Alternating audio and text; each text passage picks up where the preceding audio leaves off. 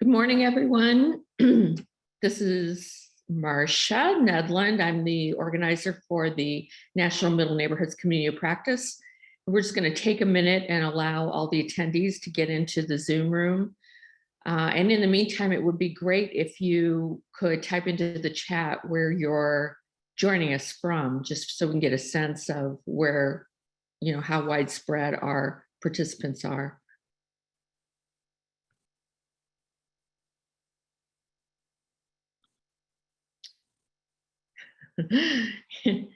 My colleague Anne starts us off from Ithaca. I'm coming to you from Tucson, Arizona right now.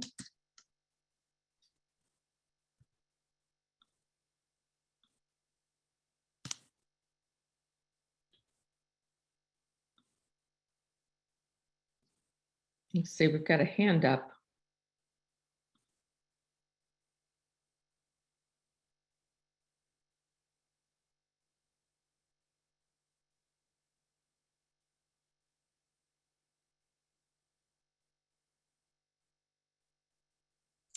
Looks like the chat is disabled. I'll try to fix that. Okay, we'll fix the chat. Sorry. Again, if you just came in, hi, my name is Marcia Nedland. I'm the organizer for the National Middle Neighborhoods Community of Practice. We're just waiting for everyone to come into the room. And if we get the chat enabled, would love it if you would, it's working. If you would just type into the chat where you're joining us from: St. Louis, Washington, Philly, Chicago, Park Forest, I know where that is, Fort Lauderdale, Richmond, Brooklyn. Okay, hey, Joanne from Austin, Durham. Okay, let's see, so far I think I'm the most westernmost person. Fairfax, from New Orleans. Okay, yes, a Saints fan. LA, okay, Scott, you beat me out for westernmost person here.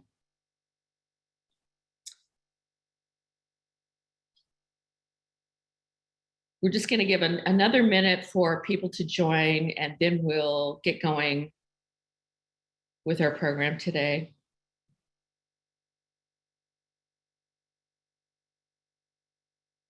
Aiken, South Carolina, Jason Zavala. Hi, Jason. Sometimes I see people attending that are almost colleagues from a distant past.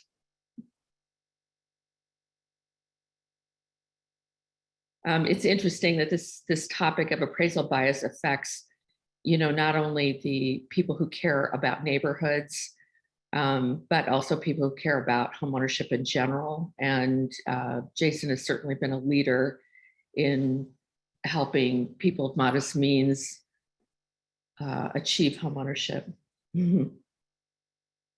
Washington, hi, Michael. Now we have another person from Ithaca.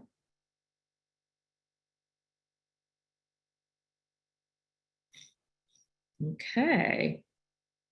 Well, I think that I'll go ahead and let us get started. One of the things we're very fortunate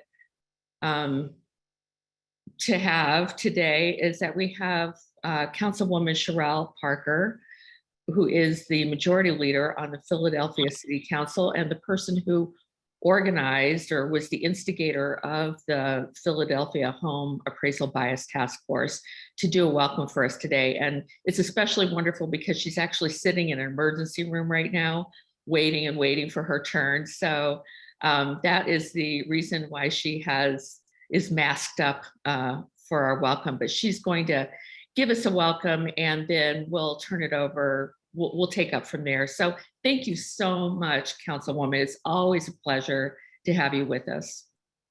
Thank you so very much for having me. A special hello to all of the participants and all of those who are present who were a part of the Philadelphia Home Appraisal Bias Task Force.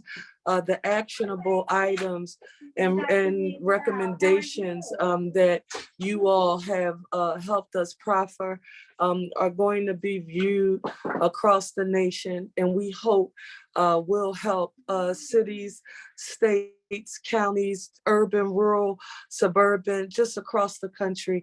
And we can begin looking at this racial wealth gap and how appraisal bias has been used as a tool to drain much needed equity out of communities that need them most. So please note that Rachel Meadows is going to give my presentation. I wish I could stay here with you. You all know how passionate I am about this, but a doctor called for my little guy, and so I'm at CHOP today. So thank you all so much, and I'm looking forward to the results. Have a good one. Thank you so much, Sherelle. We really appreciate it, and good luck to you today. I hope everything goes smoothly and quickly. Okay, everybody, let's see where we're at. Looks like we're in good shape in terms of participants getting into the room. So let me just get us through our next few slides here. So the title of this is go back and actionable recommendations from the Philadelphia Home Appraisal Bias Task Force. And that's what I think is so exciting about this webinar today, is that we have a group of people who volunteered their time and expertise in Philly to really take up where a national task force left off and really examined their local market and what was going on there, and came up with the to-do list of what are the next set of actual things that we could do in communities to make a difference on this issue. The importance of this issue, I think, cannot be overstated, and Sherelle alluded to it. You know, the consistent difference in appraised value between properties in Black neighborhoods versus white neighborhoods just is undoubtedly a major contributor to the huge wealth gap between Blacks and whites. And it's something that we just can't be in community development allowed to stay that way. So we're going to learn a lot more about that from Rachel and Ira today. So if you're not familiar with Middle Neighborhoods Initiative, it's a national initiative that's focused on mobilizing attention on the disappearance of middle neighborhoods through decline or gentrification. So, you know, it's starting to become a little more well-known. There was an article in the New York Times in the last week or two about the disappearance of middle neighborhoods. And as basically, when we talk about middle neighborhoods, we're talking about neither the most distressed neighborhoods in a community nor the healthiest. And they're the places where an awful lot of Americans buy their first homes or intend to buy their first homes. We have a community of practice. We also do research, policy analysis, and a variety of communication strategies just to connect people. The initiative is shared in terms of its administration, by the National Community Stabilization Trust and NeighborWorks America. So just a little bit more on what we mean by middle neighborhoods. They tend to have been built mostly as single family homes for families with children. They were built in that era. And they tend to still be well more than 50% owner occupied. But if you look at the long-term trends, that has been slowly eroding for quite a long time. I think you'll learn from Rachel that in Philadelphia, an awful lot of the territory that Councilwoman Parker represents is middle neighborhoods, Black middle neighborhoods in particular. The housing stock is often aging. It's still in, you know, it's an acceptable, livable condition. The trick is that it often lacks the features and updates that would allow it to compete well for the next generation of home buyers. And that's part of what is causing this slower erosion in owner occupancy. One of the things that we are really intrigued by in middle neighborhoods is that they tend to be more racially, ethnically, and economically diverse than either their lower income or their higher income counterparts. So that's really interesting and an interesting dynamic that we'd love to see this country be able to continue to support. So the concern is that a lot of middle neighborhoods are faltering in their sustainability. They used to sort of be on autopilot, or so we thought. But if you look at the things that keep a neighborhood healthy, we're starting to see some problems there, like their ability to reliably attract replacement owner occupants, to generate home values that would actually support quality maintenance, repairs, and updates without running into appraisal gaps, the ability to repel irresponsible investors, and to not have such a change in who lives there that the network of engaged residents is altered. And finally, just being able to deliver the home equity to owners and revenue to municipal government that, you know, this country relies on. And I think we're going to really be addressing that home equity issue here. So, you know, home equity in general in middle neighborhoods is at risk, but particularly in Black middle neighborhoods. One more thing, the next slide, which will, I think many of you can especially relate to right now in this market run up that we've had since COVID, is that we're seeing a lot more neighborhoods facing gentrification and displacement.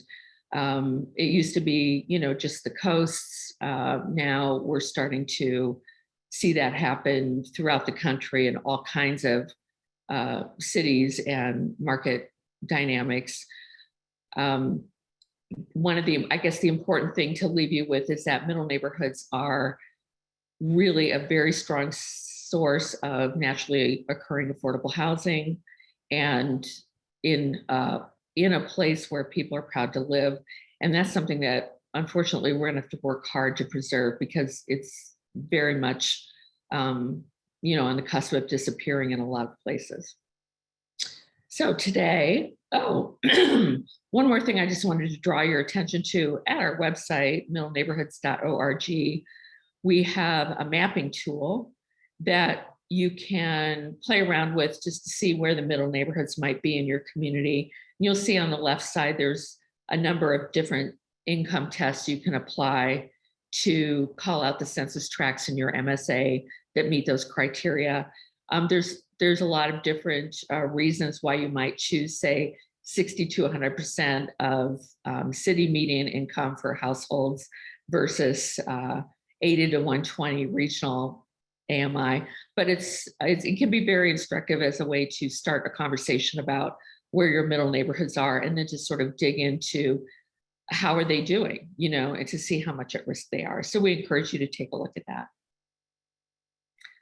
Okay, so who are we talking to today? So we had Councilwoman Parker give us a welcome. I encourage you to take a look at her bio at some point. She's been working in community development and in support of public service and support of the constituents in neighborhoods, including the one that she grew up in, since she was 17 years old. I was just looking at her bio. She's really an astonishing person in terms of public service. And one of the things I really appreciate about her is that, well, for one thing, she never runs out of energy. I don't know how she does it, but she really digs deep into understanding what her constituents are facing in terms of their quality of life on a day-to-day basis. She goes out there and finds technical experts to help her dig into the topic and really understand all the aspects about it. And then somehow she still has the energy to define a solution and work and work and work until those solutions are implemented and funded in her community. Today, we're going to hear from Rachel Meadows, who is her director of policy, is also a person who sits on our National Steering Committee for Middle Neighborhoods, and is always extraordinarily helpful to us at Middle Neighborhoods. And second, we're going to have Ira Goldstein. Many of you may know him from the Reinvestment Fund, also in Philly. He was the primary writer and data analyst on the task force. And I guess in general, the thing I would say about Ira is that He has been an extraordinary person throughout his career at giving the community development field access to data about markets and geographies to help inform the decisions that we make about where to invest. And that has been no small feat. There's a lot of data out there and a lot of researchers and analysts. And then there's the community development field, and Ira's been a prime mover in connecting those two together. So we really appreciate him. So let's get started. Basically, we're going to cover the history of appraisal bias, and we're going to get into the appraisal bias report, which we're also going to send a link to each of you after this webinar. Ira's going to go through the findings, and we're going to talk a little bit about the recommendations, responses, and how other communities could do a process similar to what Philadelphia did with its task force and dig into the issues in your own community and customize your own recommendations. So I'm going to turn it over now to Rachel Meadows. Thank you so much, Rachel. Hi, everybody. I recognize some names in the chat. So, and some of them are either people I know in Philadelphia or task force members. So thank you for joining. I'm sorry that, again, that my boss is not able to be the one giving this presentation, but if you were on at the beginning, you saw that she's unfortunately in the emergency room with her son. So she called in very briefly, but had to go. So a little bit about my boss. Again, her name is Sherelle Parker. She is the council person who represents the 9th Council District in Philadelphia, which includes neighborhoods in the Northwest and the lower Northeast parts of the city. Parts of her district, in particular neighborhoods like East Mount Airy, West Oak Lane, and East Oak Lane, have been a success story, not just in homeownership, but in Black homeownership. My boss, she likes to say that many of these homeowners have moved on up like the Jeffersons. A lot of them moved in to these neighborhoods in the 1970s or so. And these parts of her council district have some of the highest rates of homeownership in the city of Philadelphia overall, which just shows kind of the success there. A lot of these homeowners have been able to age in place with respect and dignity. There are other parts of her council district which are more of a success story in kind of new immigrant homeownership. Some of these neighborhoods and some parts of her council district, particularly neighborhoods like Olney and Oxford Circle, are almost like a mini United Nations. And many of the immigrants who now call these neighborhoods home, they have been able to kind of carve out their own version of the American dream, complete with home ownership. We always kind of like to give this background of the 9th Council District, just because her belief is that the neighborhoods that make up her council district are made stronger by its homeowners. When people think of Philadelphia, they often think of Center City with its, gleaming skyscrapers, or gigantic city hall in the middle of the downtown area, or tourist attractions such as the Liberty Bell. But the city of Philadelphia is actually very geographically large. And as people here like to say, it is a city of neighborhoods.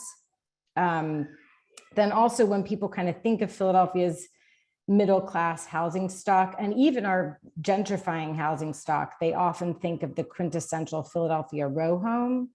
But as some of you may know, and some of you may not know, there's actually a lot more variety to Philadelphia's housing stock than just row homes.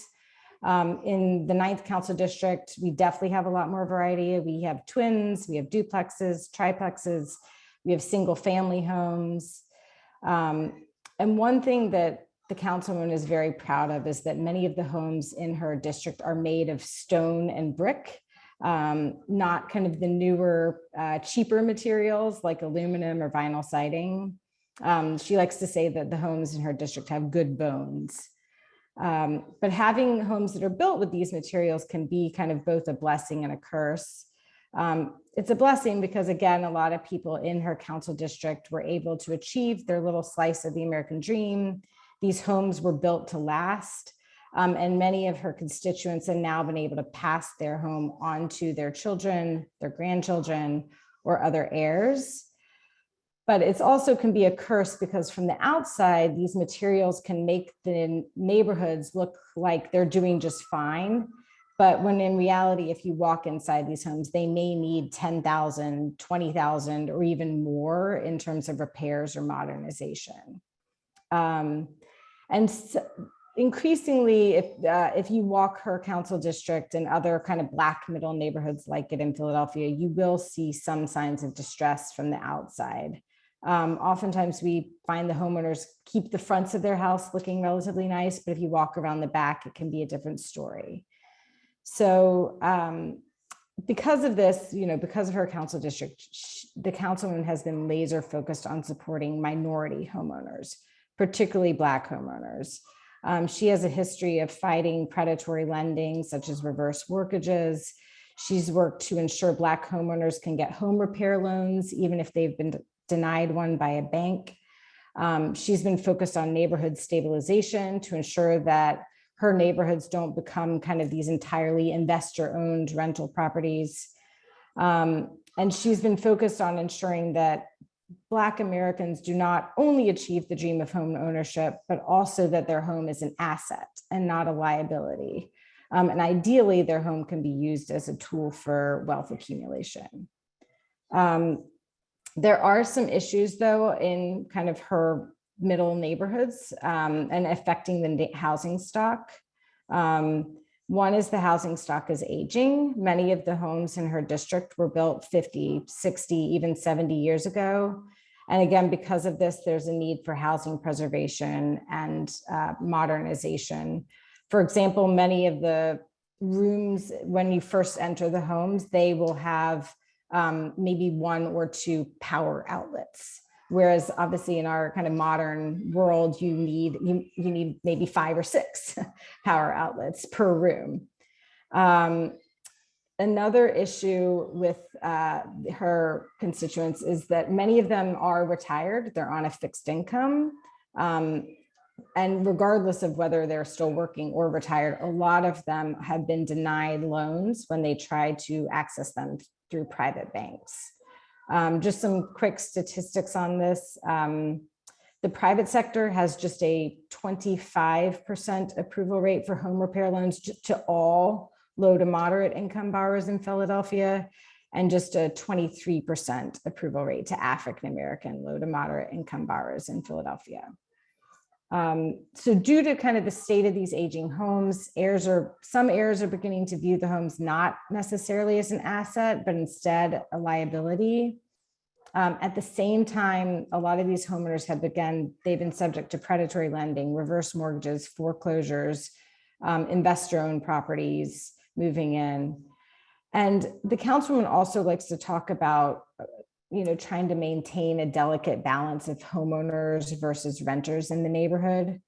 And that's something that we're kind of mindful of in our office.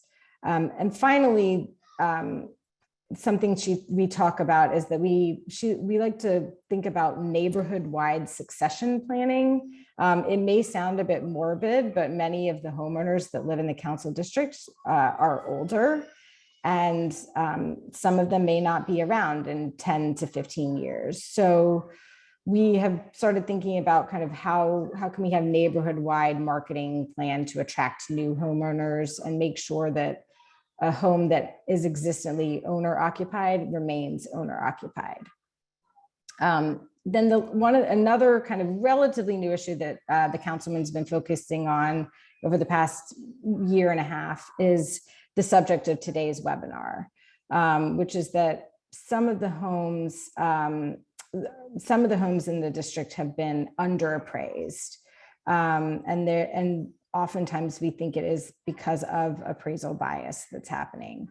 Ironically, her district has been, it's kind of gets screwed on both ends because many of the homes have been overassessed by the city when it comes to the city's taxing structure, but at the same time, they are underappraised in the private sector. So for the past about year and a half, the councilwoman has been focusing on this issue of the race gap in home appraisals. This is important because it impacts home ownership and wealth accumulation. And all the issues that I kind of talked about before, they all, it's all kind of related to preserving the rates of home ownership that we have in the district, and neighborhood stabilization. Racial bias and gets kind of to the very crux of why Black home ownership is so important. Homes should be an asset, and home ownership should be a tool for wealth accumulation. So a little bit of history about kind of how this task force came about. In February of 2021, the councilwoman co-wrote an op-ed with Ira Goldstein, who's on today, from Reinvestment Fund, and Professor Gregory Squires from George Washington University, who's also, I saw he was on today. The op-ed was published by WHYY, and it was titled "Home Appraisals Drive America's Racial Wealth Gap. 95% of Philly's appraisers are white." After the op-ed was published, she introduced a resolution calling for a hearing on the topic, and the hearing was held in late April 2021. The hearing examined the race gap in home appraisals and its impact on home ownership and wealth accumulation in Philadelphia. And it looked at how race impacts home appraisals from 3 different angles. One is how the race of the homeowner impacts the appraisal. The second was how the overall race of the neighborhood impacts the appraisal. And the third was how the race of the appraiser impacts the appraisal. At the hearing, we heard from both national and local experts, and every testifier did speak to some potential solutions. But during the hearing, and the hearing obviously highlighted kind of what we already knew, what we kind of knew going into the hearing, that we were not going to solve this issue in Philadelphia with just one hearing. So that is why, after the hearing, the councilwoman created the Philadelphia Home Appraisal Bias Task Force, which she asked Ira to chair, and he most graciously agreed to do so. Marcia spoke to this a little bit. At the same time as this was kind of happening in Philadelphia, President Joe Biden announced the creation of a federal interagency task force to address inequities in home appraisals. He actually made the announcement on June 1st, 2021 at a ceremony commemorating the 100th anniversary of the Tulsa Race Massacre. And that federal task force has issued its report. And we can share a link to that. I'll share it after I'm done talking in the chat. And the councilman kind of continually said, obviously we knew the federal government was doing their work. And obviously Philadelphia is reliant on both the state and federal levels of government, both for policy, for funding, but it's also not her style just to kind of sit around and wait for help to arrive. So she wanted to continue doing something at the local level after her hearing, which is again why she created the task force. The task force had our first meeting on June 23rd, 2021, and we met for about a year. The report that was just released yesterday is kind of the result of this year's worth of work. And that includes the hearing, the formal meetings of the task force, as well as some one-on-one meetings that my boss and Ira held with certain task force members. So that is kind of the background of how we got here.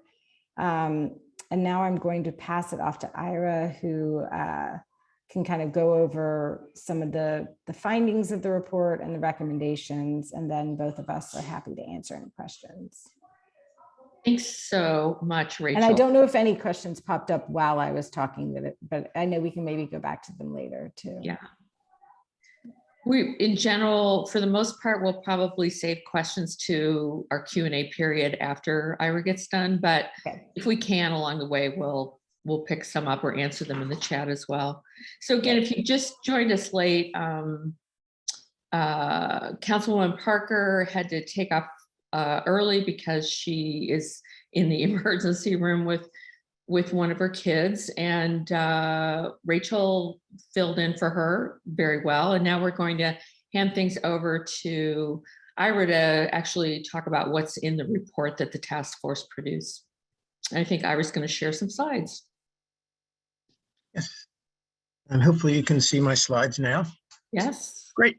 Okay. Well, good afternoon, everybody. I am really honored to sort of had the opportunity to work with Councilwoman Parker and with Rachel, and actually 3 of the task force members that I noticed on the attendees, Angela MacGyver, Laura Mabry, and Greg Squires, who are in attendance with us today. And I absolutely invite them to sort of jump in if if they have something they'd like to add for our presentation of the task force activities and report.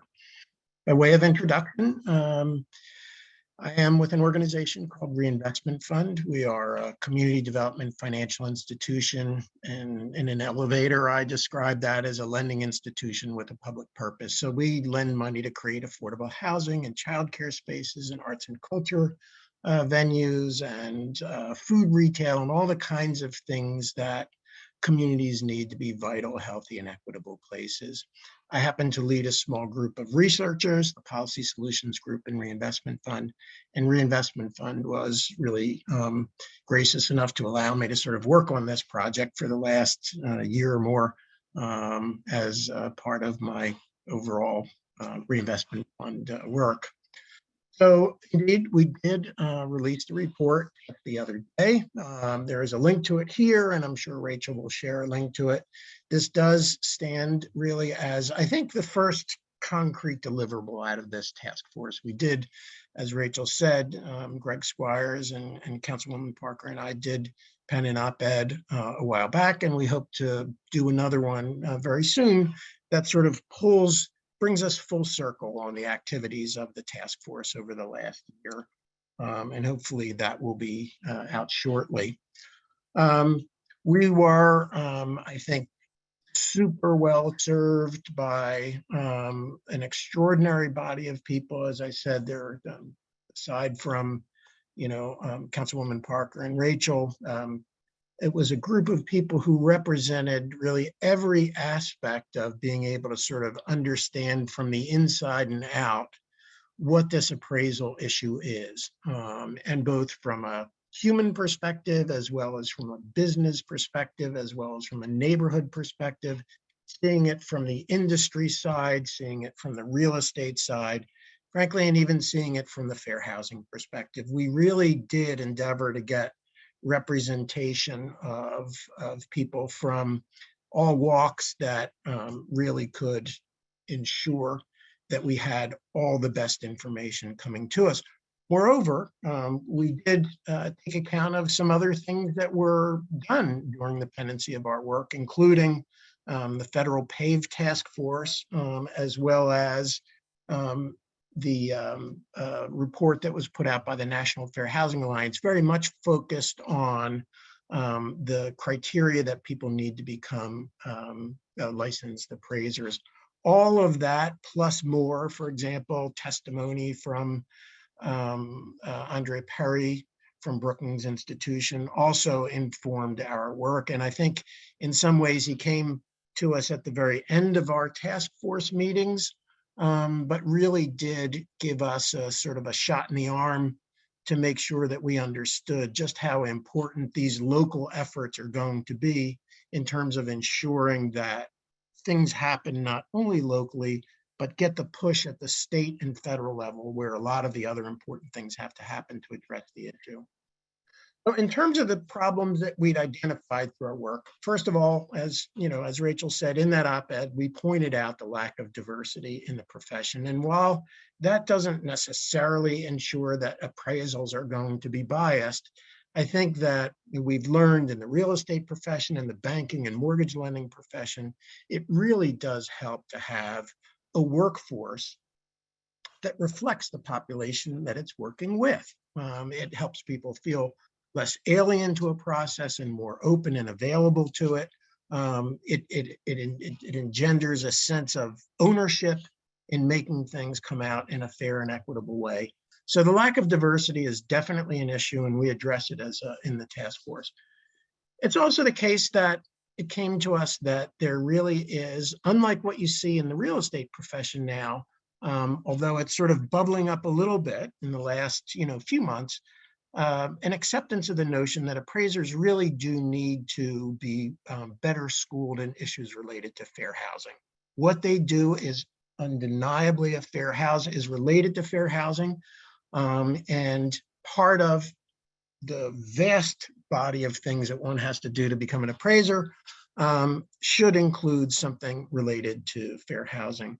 There really isn't a lot of transparency into the appraisal process and appraiser activity, and we have a set of recommendations that really goes to address that. Localized knowledge is short. In most places, we had the benefit of hearing from some folks in Chicago, one of the Middle Neighborhoods group, I think, in Chicago, that spoke about how they've gotten together a set of activities that allowed them to bring in information about appraisals, including a website into which sort of people could sort of upload and register their issues.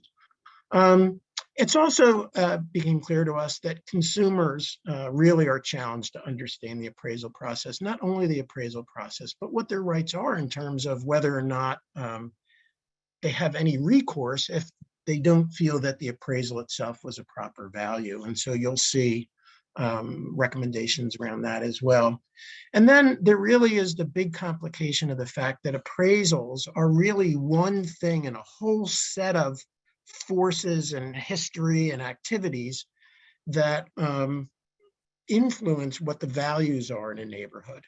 And, we are dealing with, decades of redlining. Hopefully much of that is over, but you still see the vestiges of it in many places. And you saw just yesterday a big redlining settlement, the second largest redlining settlement by the Department of Justice and several AGs in the city of Philadelphia, demonstrating that, while we're onto it, it's not over. And all of those things, and steering and people's individual biases, all those other things really come into play in terms of what homes are valued. And focusing on the appraisal issue is really important, but recognizing that what happens in an appraisal really does feature what happens in all of these other sectors is very important in terms of being able to sort of understand the unique issues that attach to appraisal. So all those things taken together really are the kinds of things that we tried to focus on as we fashioned our recommendations. Also, we are a group of people who are focused on middle neighborhoods activities. And so I thought it would be useful to try and be very explicit about why we think this issue is uniquely important in middle neighborhoods. First of all, middle neighborhoods, if you look around the country, tend to be the places where owner occupancy rates are higher. And appraisals, generally, the ones that we were focused on at least, are related to owner occupied properties, those that people own or those that people seek to own. And so these appraisals will really be a big issue in these owner occupied middle neighborhoods. Second, middle neighborhoods, if you look across the country, tend to also be the more integrated neighborhoods. And so if there is racial bias in home appraisals, it is not going to adversely affect overwhelmingly white suburban places. It's going to affect places where there are significant populations that are people of color, residents of color. And so middle neighborhoods, being the integrated neighborhoods in most cities, will be the place that we're most worried about it. And you heard Rachel and Councilwoman Parker speak to, why they thought from the perspective of a district council person, where most of the district is a middle neighborhood. You could understand the importance of it to Councilwoman Parker's constituent. The home values in middle neighborhoods tend to be modest. They tend also to rise slowly. They don't zoom up and they don't zoom down. They tend to sort of move almost the way a bond moves, as opposed to a stock. And they are also relatively affordable. But you'd hate to see anything that hampers that movement of those prices impair the ability of people to be able to generate wealth and intergenerational wealth in those middle neighborhoods. And lastly, I honestly don't think you can talk about middle neighborhoods without referencing Paul Brophy, who is really the, I don't want to call him the granddaddy of it because I don't want to make an age reference, but he is the leader of the middle neighborhoods movement, let's say. And this is a quote from his book On the Edge. The well-being of these neighborhoods is essential for the families and individuals living in them. Should these middle neighborhoods decline in value by slipping into distress, local governments will have even fewer dollars to provide needed city services in the other neighborhoods, in these and other neighborhoods. And I think what we're talking about is biased appraisals that disproportionately attach to middle neighborhoods are one of those things that really threatens the viability of those places by, among other things, depressing the home values in those places. And so if there's any question in your mind about whether or not this is an issue that attaches to the middle neighborhoods, I think that there should not be any question at this point that this really is an issue that attaches there. So what were some of the things that we had to consider? Firstly, the legislative options that we looked at as they came up. Sometimes those things have to actually happen at the state or federal level. The state oftentimes blocks Philadelphia, the Commonwealth of Pennsylvania, the state government, our legislature does not always see the world the same way the city of Philadelphia does. And they sometimes get in the way of our ability to be able to fashion local remedies. For example, we looked at the idea of perhaps recording appraisals in the city of Philadelphia along with deeds. And there was no legal way to actually do that without changing law. Not clear that we can get that done. And also, it's not always clear that those other levels of government, a little bit more removed from this problem, may want to be as active and aggressive about solving it as people at the local level will. There are also resources issues. And then, that particular bullet point speaks to the financial resources, but there's also people resources. We were super fortunate in Philadelphia to have a Councilwoman Parker and a Rachel Meadows to be able to sort of lead this work. And we are also very fortunate that we have a long history, whether or not it was the Philadelphia or Delaware Valley mortgage plan of the 1970s, the anti-predatory lending bill of the 1990s, 2000 era, roughly speaking, that Councilwoman Parker predecessors, Councilwoman Marianne Tasco pushed forward, or the Philadelphia Mortgage Foreclosure Diversion Court initiated by Judge Rizzo and a whole host of local housing counseling agencies and members of the bar. Not every big community has that. We have that in Philadelphia. And I think that that history of doing things really positioned us well to take this issue on and get to this point and hopefully be able to move on these things and advance the ball even farther. So with that as background, I'd like to run through the recommendations. I've tried to organize them a little bit by topic matter, and I don't want to read them all directly. You all have access to the report itself, and I'd really encourage you to read it. But basically, what we talk about is, in general, our work really was impaired by the inability to have systematic, quantitative data on what's going on in the appraisal world. Unlike other areas, other subject matter areas, there is no real data available to us on appraisals. And so, we explored and will continue to explore creating local ordinances to require the filing of appraisal data, specific pieces of information off the appraisal that would be useful and important in terms of understanding if and where bias occurs. We're looking at the ability to license appraisers the way we do other professions, and perhaps with that license make a requirement that those licensed professionals get access to fair housing training in order to maintain that license, almost like a continuing legal education theory. We think it's really important to sort of build up the capacity of local fair housing organizations and the like to be able to conduct the kinds of investigative work, whether or not it's a fair housing council, and Angela MacGyver on the call runs one of the two big ones here in the city of Philadelphia. And so, the ability to support people who, when they go through this experience of seeing changes in their appraised values, when they have to whitewash their homes, in other words, undergo that dehumanizing process of removing all evidence that you are a person of color, replacing yourself by people who are not like you, and then see the value of that home rise. The ability to be able to sort of, really nail that down in an investigative way so that proper legal redress can be made, need to build that capacity locally. And, just more generally to sort of create the capacity to have, as we do in other areas of fair housing, to have our local attorneys general, sometimes they're referred to, the fair housing organizations, to be able to do enforcement testing. We also thought about, and we'll explore the idea of entering into agreements with our local lenders, with the state, the Pennsylvania Housing Finance Agency, and it's lovely to see Terry Redmond from PHFA on the call. And I hope that we'll be able to sort of push forward with PHFA on some of these things, but to collect that appraisal data, particularly where either the city or the state has some interest in the transaction. Like in the city, we have the Philly First Home program. PHFA has the KFIT program. So where there is that touch, the ability to get the data will be really, really important.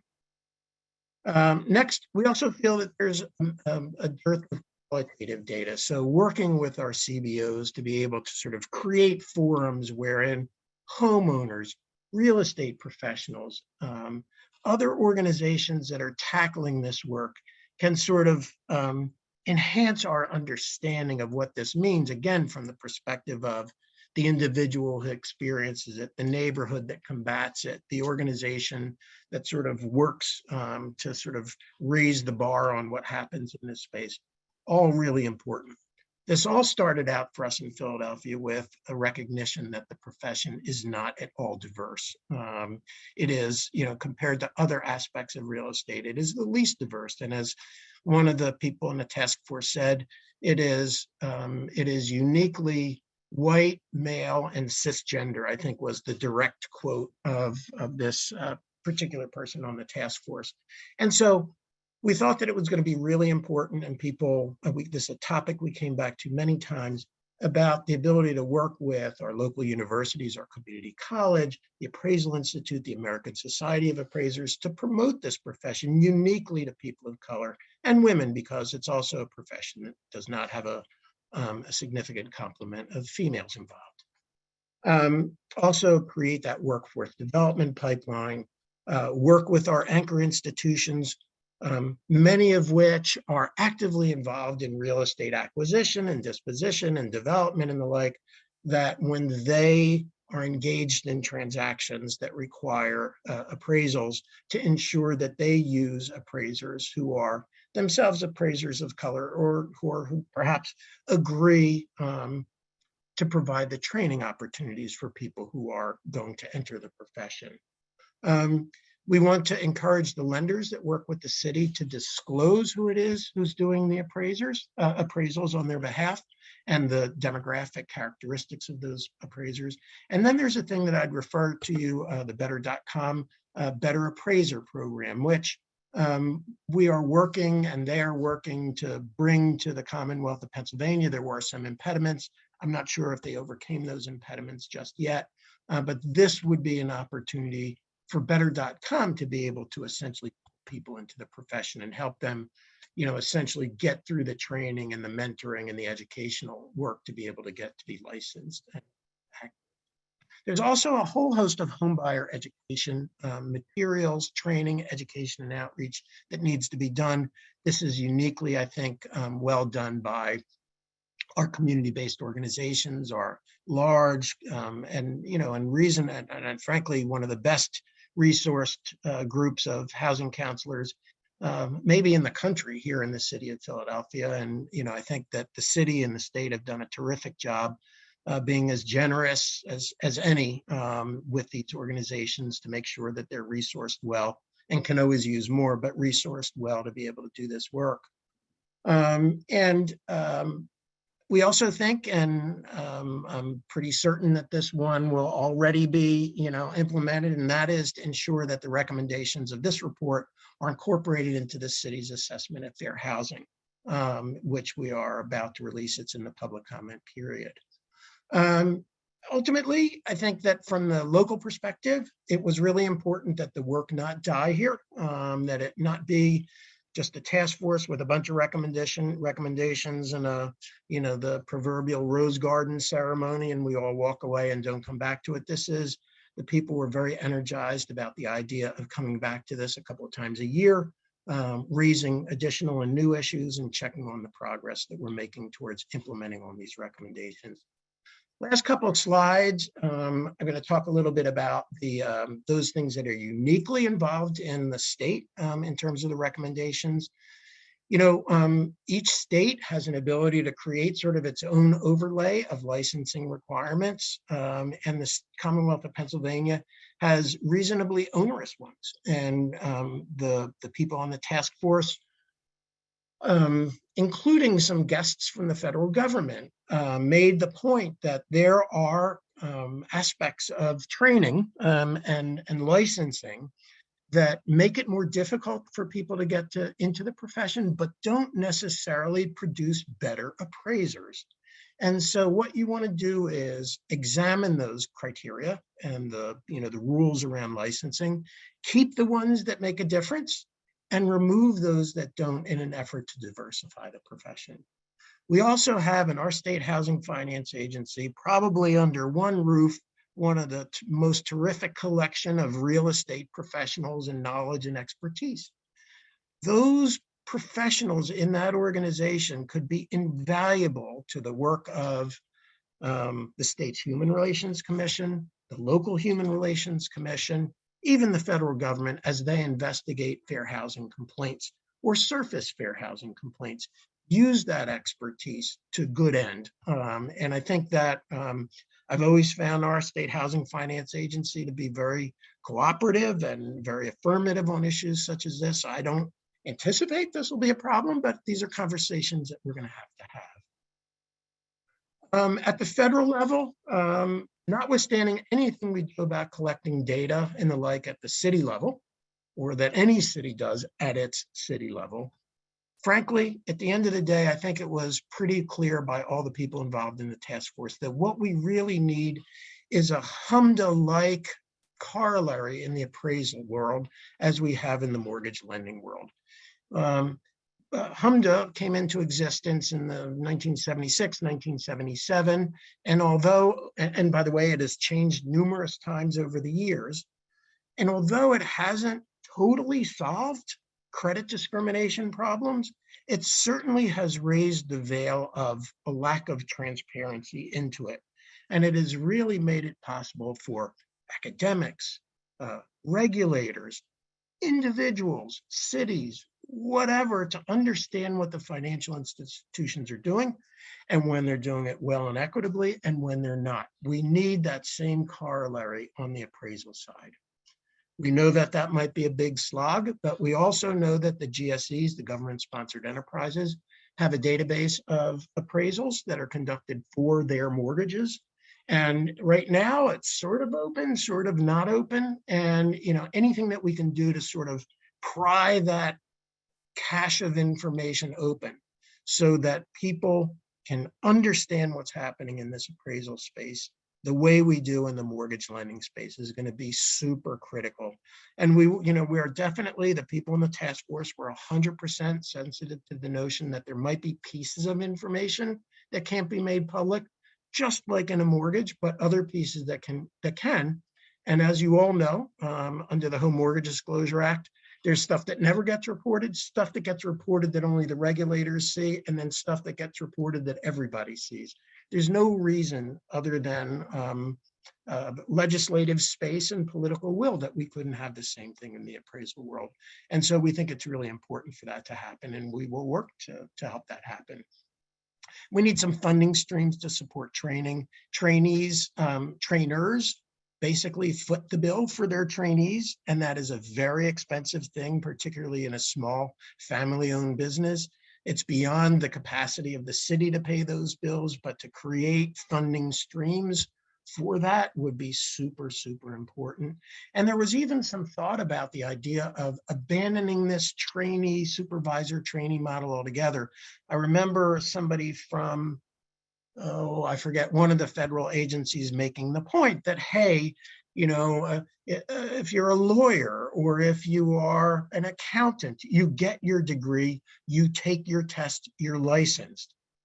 If you are not good, the market weeds you out. And why couldn't that same thing be the case in the appraisal world? So certainly looking at the criteria that are making it difficult to get in, but then also really some thought about whether or not the model that was created decades ago needs to change in the world of 2022 and beyond. Lastly, and this was possibly one of the more complicated things that came up, there are these things called appraisal management companies that were created under Dodd-Frank as I think, a well-intentioned vehicle to create some separation between lending institutions and the appraisals. Think back to that era of subprime and predatory lending, where the problem was that lots of loans were being made that were sort of crazy loan amounts on properties that could only support that if there was an inflated appraisal.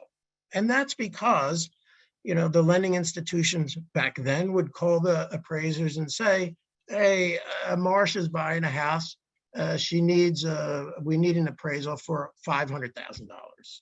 And the appraiser would come back with an appraisal for $500,000. Not necessarily, and not in every case, but this was what the AMCs were trying to get at. So it was to create that little bit of a firewall.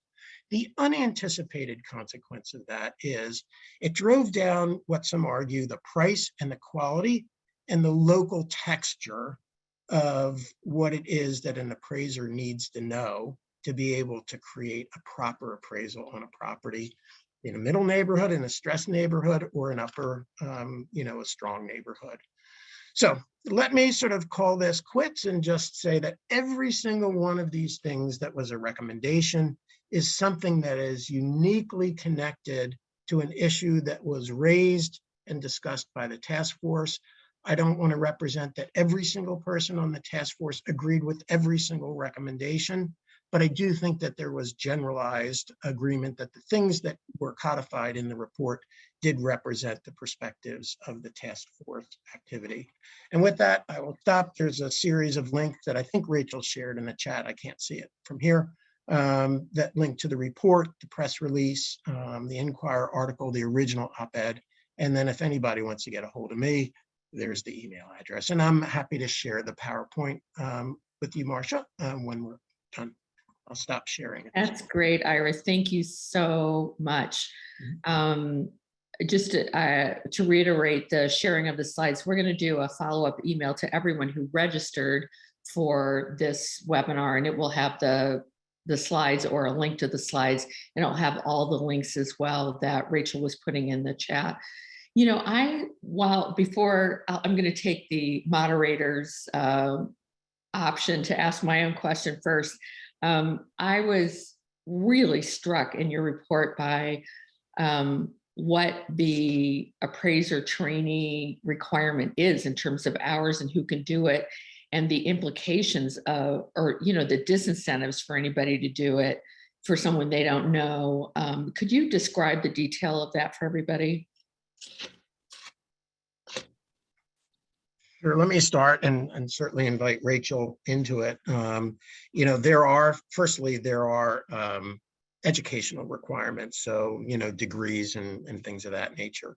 And again, a lot of this stuff is set uniquely at the state level.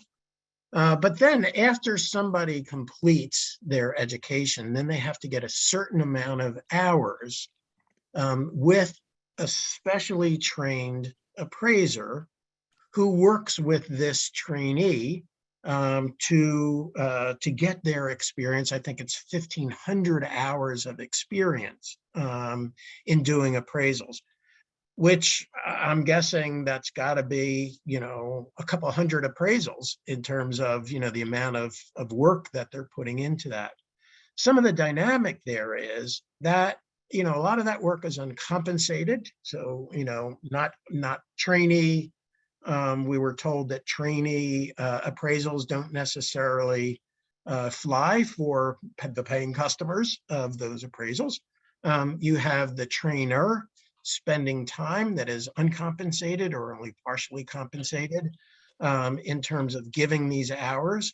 And then, frankly, in as much as these tend to be relatively small family businesses, it is sort of a set of activities against interest. I think historically it had been the case that appraisers would sort of pass the appraisal business on to their son or son-in-law or daughter-in-law, more likely son and son-in-law, given the gender demographics of the profession. But, having that time really was, against interest. And we had I had a very interesting conversation with a gentleman who called me after the initial op-ed, and he is a Black gentleman who's an appraiser in the city of Philadelphia. And he called up to say, Ira, he said, I read your op-ed, and it sort of prompted me to think, are there that few Black appraisers in Philadelphia? And he said, and when I thought about it, I could come up with 5 people. And he said, me and my father are 2 of them. And I think in some ways that just sort of encapsulated the whole thing, and in terms of the how and the why that the profession is the way it is. In some sense, if you sort of step back from it and think of it, you sort of more sociologically than sort of practically, here, not that there's a disjunction between sociology and practical, although there probably is. This notion that, it's just really a challenge to be able to sort of bring people into such a tight-knit community, and they establish the rules around it, much like a guild. They really control entry into the guild through the rules, the training, and all that other stuff. And part of what you can think about, Marcia, to your question of the recommendations, is opening up the guild, looking at the things that keep it closed and opening that up. Yeah. I was about to say, but if you had not said the word guild, that's what I was about to say. We also, because this is, again, neither I nor Ira are appraisers. So we were kind of learning from on the ground practitioners, but we were asking, how long is the process, how long does a trainee have a supervisor? And, we were told the process can take 3 to 5 years. And during that time, trainees are also supposed to be attending classes, some of which are paid for in part by the supervisor. But there's also the cost of travel to go to these classes, because a lot of them are not, I think some might have been held virtually during the pandemic, but for the most part, you do have to travel. And also, we kind of try to get a cost estimate of how much does it actually cost a supervisor to take on a trainee. And the estimate we were given was it was about $20,000 a year in terms of kind of actual costs and then opportunity costs, because you have to think about it, when the supervisor's spending time with the trainee, that might mean that they are losing out on work themselves that they could be using. So it is a real cost to the supervisor to take on trainees as well.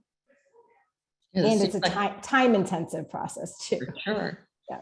It's quite a barrier. It's astonishing to me that anyone is able to get into the appraisal business given those requirements. So yeah, that's another reason why it's really good to blow the dust off of certain long-held institutions and processes and see what's really going on there. So I'm just going to look in the chat here. There's a question about could you just clarify the difference between appraisal values and assessments for taxing purposes? They're often very different and contribute to inequities and wealth accumulation. So I think you were alluding to that, Rachel, when you talked about how that's also a problem, you know, like Yes. that Black middle neighborhoods are getting it both ways. Lower Yes, appraisal and values.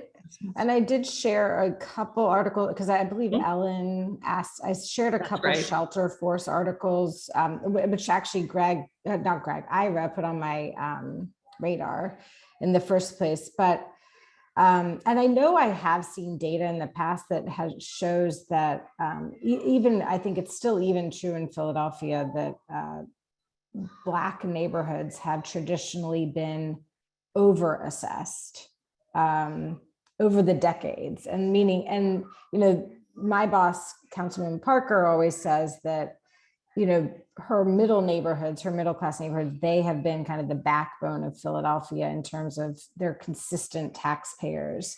And it speaks to kind of the whole idea behind middle neighborhoods is that these are very stable neighborhoods, but they often don't get back what they have put into the city in terms of, you know, the services they receive, the investments they get. And so, yes, at the same time that we're having these neighborhoods being over assessed, meaning they are then paying probably more in property taxes than they should be, they are, in the private sector, they are getting under appraised. So they're being kind of hurt in the public sector and hurt in the private sector.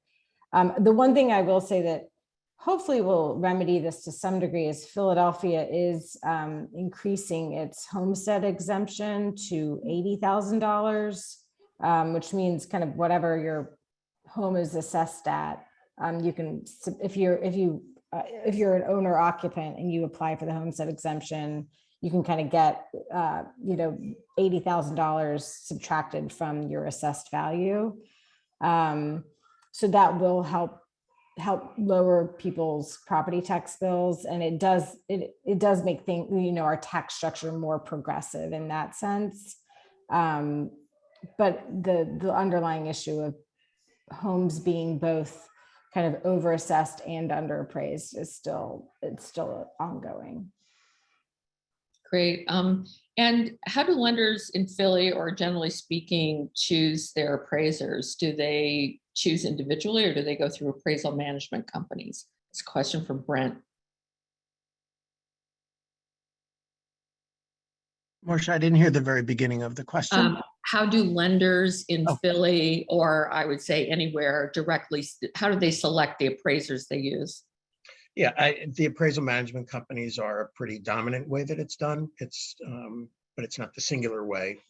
Important though that there be that kind of firewall in the way that it's done. But the appraisal management companies are big, and that was, I got to say, it came up 3 or 4 times in each meeting as an issue, again, for a variety of different perspectives, including, by the way, really squeezing the market for local appraisers, making it very difficult by driving the price down, and not necessarily bringing along with it the best quality appraisals. But they are really important in terms of the way that business is given out.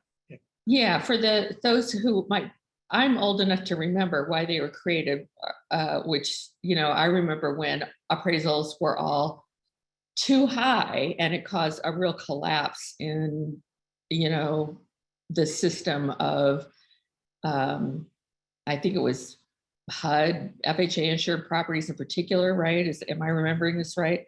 So, like many things, sometimes you have to be old enough to remember why an institution that seems ridiculous was created. It was addressing another big problem. It's just that perhaps we have gone a little overboard here. So what else do we have? And Marcia, as you're looking, one other point, you know, with the way HUD used to do it, and I'm not sure if it's the same way, but the way they used to do it is they had basically just a body of appraisers, and they would sort of spin the wheel on who came up next. And really the idea was so that you didn't create unique, special, recurring relationships with people that led to something other than proper values. Yes. that's Good really, point. And Marcia, I do see 2 questions in the Q&A as well. just Oh, so you good. know. Do you want to answer one of them? I was looking through the Yeah. chat, but I okay. the first one, Ira might be better suited to answer because it says, is there any connectivity of these problems? And I don't know what it was typed in a while ago. It says, is there Mhm. any connectivity of these problems to BPOs and or CMAs modeling or human error as a precursor to appraisals? I think that's when Ira was talking, but I'm not sure. Mhm. Yeah. BPOs are broker price opinions, which is something that a real estate agent, right, would offer. It's not the same as an appraisal. That's correct. So if that's the BPO, there's also another interpretation of that, and I'm not sure what the questioner was asking around outsourcing of those things rather than sort of doing them in-house. But Mm. if it is on that, yeah, I mean, like there is that issue of real estate agents coming up with values, and that sets the expectation of the seller as to what they think their home is worth. And then if appraisal doesn't come in at that amount, who knows whether or not it was because the appraisal is right and the agent was wrong, or vice versa, or perhaps they're both wrong, quite frankly. But Very yeah, good. so they are different things, but they're not, from the perspective of the homeowner or the buyer, they're not necessarily independent, because people feel like, if my agent tells me my house is worth X and the appraisal comes in, X minus 20%, something's wrong. Yeah. And I think we've sort of addressed this, the question that Janet Harry posted about appraisal students being required to complete an apprenticeship. And if that's so, how do you suggest that people combat the problem of appraisers who could be in a position to take on those students who won't pick up minority appraisers? Yeah, we dealt with that a little bit in the task force meetings, and there was, a couple of different things. Firstly, obviously, does it need to be quite as onerous as it is right now? Does 1,500 hours as opposed to 750 hours lead to the creation of better professionals in the appraisal profession? And that's a very open question. And I think that it was the position of the task force members that probably not. That excessive state overlay is probably more than was necessary. Mhm. But we also feel like there needs to be some funding stream for that. Some of that work really needs to be compensated, so that if somebody's going to take that obligation on, and many do, even without compensation, to make it a more viable thing, particularly in an industry where prices are getting squeezed and squeezed and squeezed, not only by AMCs, but automated valuations, which, also has sort of downward pressure on the pricing for what appraisals charge. So that's another piece of it. Whether or not the appraisers who do the training need special training to be trainers, or whether or not just a licensed appraiser could do it, because that also makes it harder to bring people into the fold, to find appraisers who are willing to sort of achieve to that level for the gift of taking somebody on for whom they won't be compensated. It's like there are a number of things like that that really just get in the way. So we tried to identify those and call them out as impediments that, again, if they don't lead to better appraisers, we ought to be looking at lowering that, so that people can really break into the profession. I can't recall its name if I ever knew it, but there has to be some kind of national association of appraisers. Are they, at least one, are they, to your knowledge, coming up with their own recommendations? Are they looking internally and thinking about what could be improved? Yes, and they were actively involved in They're part the of task your force. task force. Okay, great. And I think that, as it might have been Greg Squires who commented, or who offered a question, and the answer he then sort of recommented a few times about, and that was that it seems like the industry itself at the leadership level really gets that there are issues. Mhm. But it was pointed out to us that the majority of people who do appraisals are not necessarily connected to those industry associations.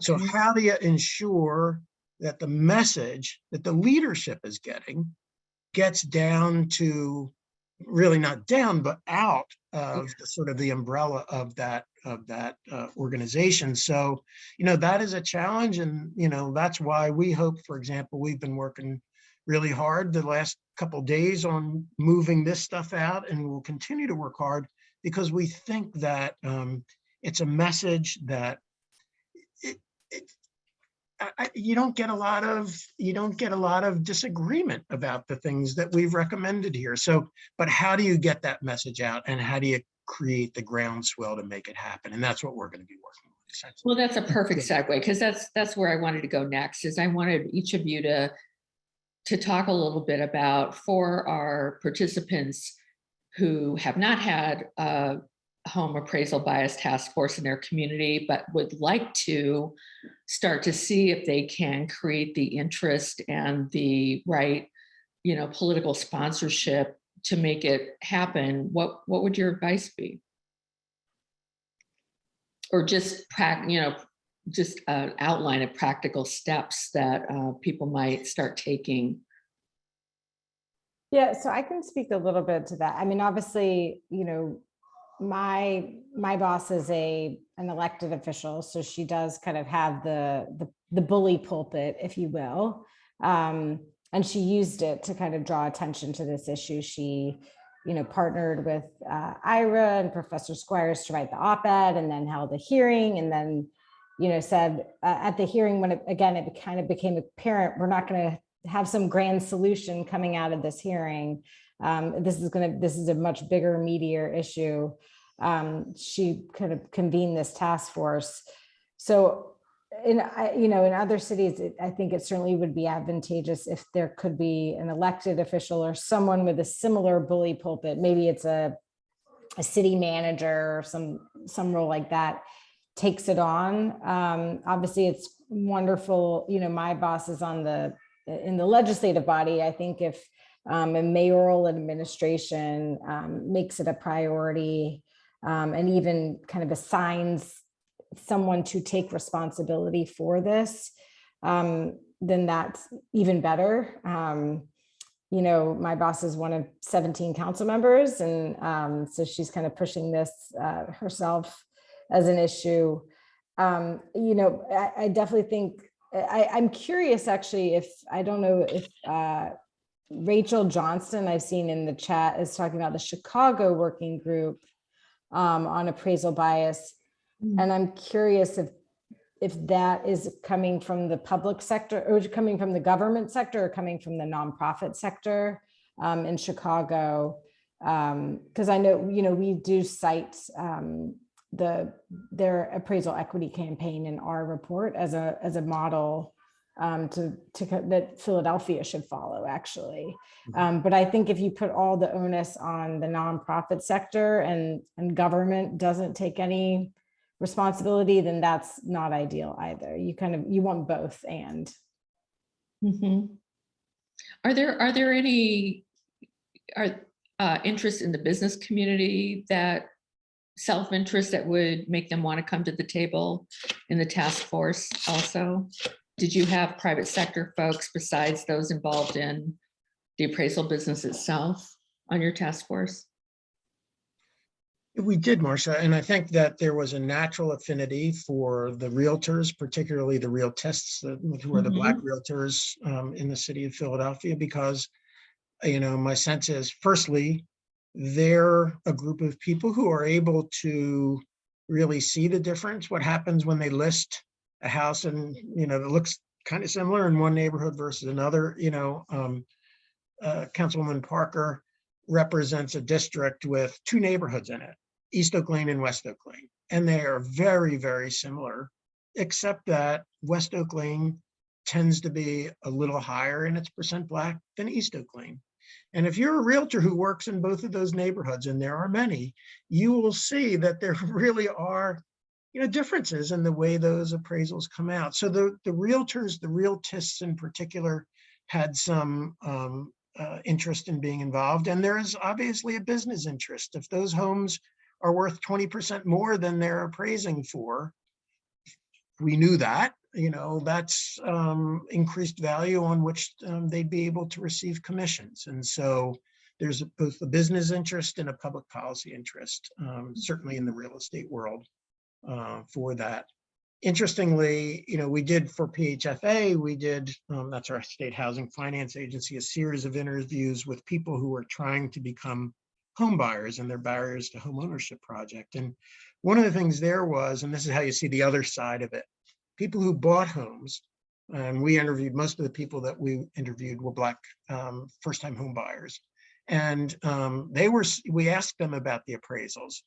And, their comment, if they had one, if they were knowledgeable about the appraisals, and oftentimes they were not because they didn't really see them, they just knew the transaction went through. They said, well, they kind of wish that the appraisals would have been lower because they thought that they could use it to negotiate the price down a little bit. Yeah.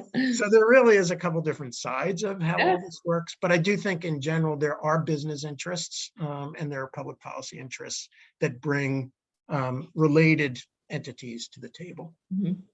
Well, I worked for NeighborWorks America in my youth, and I was putting together NeighborWorks organizations from scratch. And that model was always that we were organizing the business community, the public sector, and neighborhood residents, and then pulling them all together.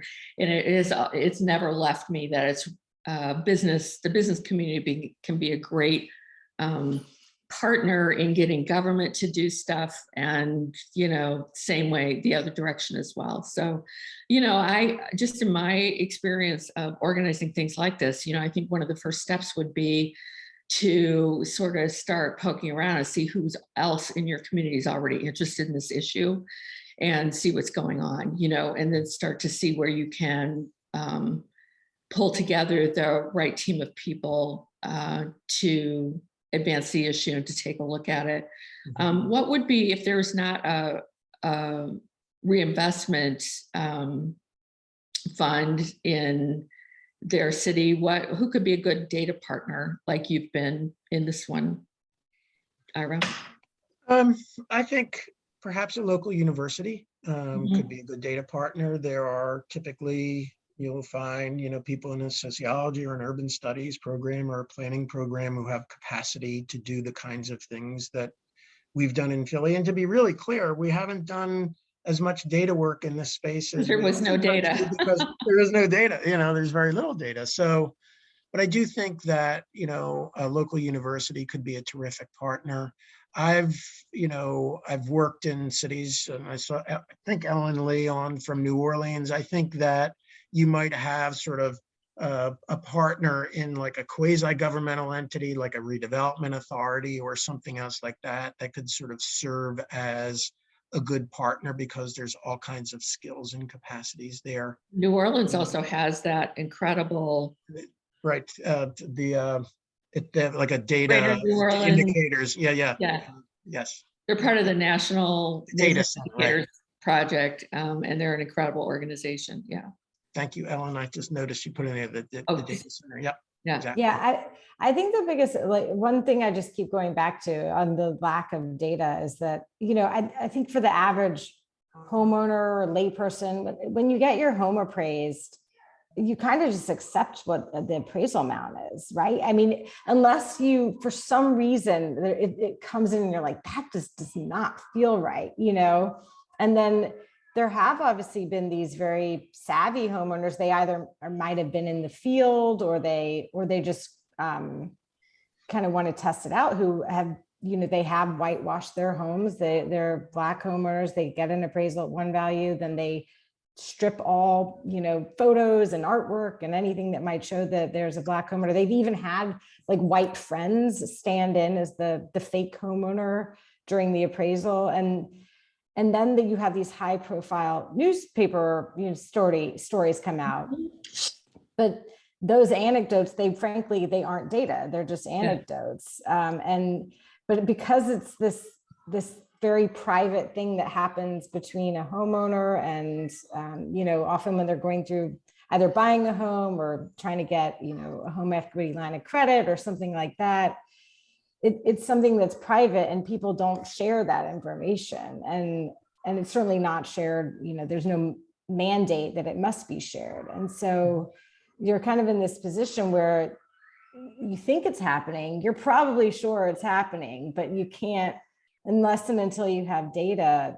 That's right. You can't. It's, yeah. Someone can always so, say, well, where's the evidence? Where's the evidence? That's why we need the Home Right. Appraisal Disclosure Act. Right. Right. And even what Chicago's doing, having people kind of self-report, well, I think that I had a bias happen to me.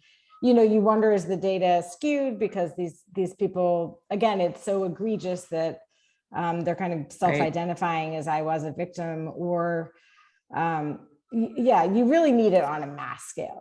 I mean, ideally, you know, if we could do it on a Philadelphia scale, that'd be great. But if we could do it on a national scale, then that would be Even better. Even better.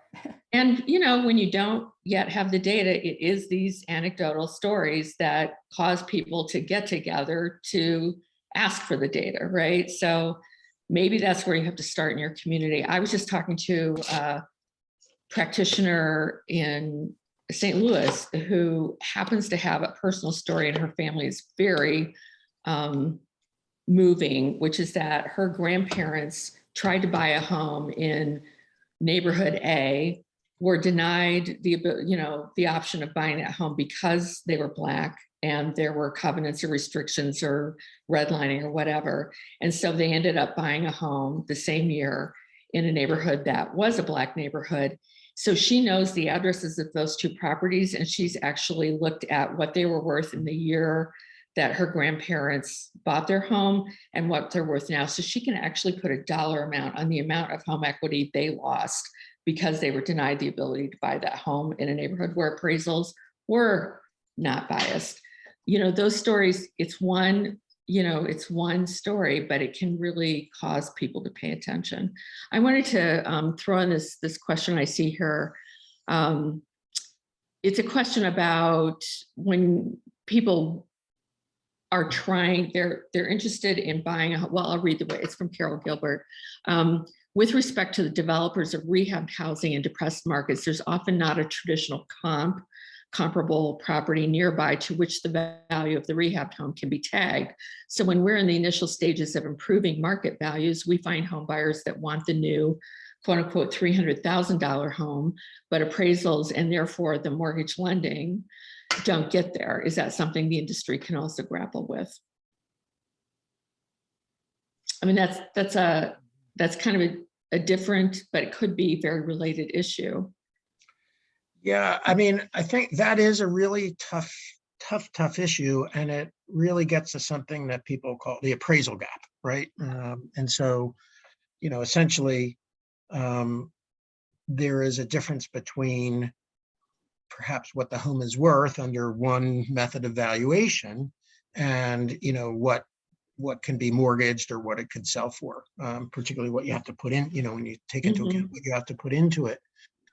You know, the question is whether or not that is something that really should be dealt with by appraisers or by the lending institutions themselves. And, you know, if one theory is the appraisers really should be saying, hey, you know, if the house is worth X in the market and it's an unbiased, it is not racially biased, it is a objective, rigorous, properly done appraisal, that really what you need to do is to create a loan product that recognizes that this loan now is only 70% collateralized or whatever.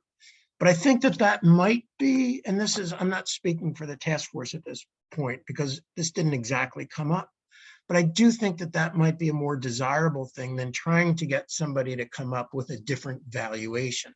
Now, the one place where I think might be worth thinking is, you know, I think people generally think about the valuations that are made in appraisals as being done through identification of comparable sales, right? So what does a similar house sell for in the surrounding area within a short period of time, maybe 6 months from and then you make adjustments for things like size and condition and things like that. Another possibility is to think about valuation that's done based on the cash flow. So in other words, if this property were rented, what would the monthly cash flow be? And then what value could it support? Now, I know in reinvestment funds work, that's one of the ways that we look at value. And, one possibility in dealing with that gap that the person, I forget the name of the person who asked the question, that question was presenting, would be to look at potentially another alternative approach to valuation and figure out whether or not that fully collateralizes the loan. And I would just add before we close that, as a practical matter, community development organizations for years and years have had strategies, which I'm sure this person probably has as well, about how to build appraisals through development. So doing things like, you're going to take a loss on the first few, but you're building your own comps. And you cluster those properties together so they can also, that can be part of lifting appraisals up in the neighborhood. And it's just a strategy in a lot of undervalued neighborhoods. And the stuff that subsidizes those first losses, as someone pointed out, could be CDBG if you have access to that. It could be any number of grants, but it is really useful to have a well-considered strategy so that you're just not replicating that gap over and over again in a scattered way.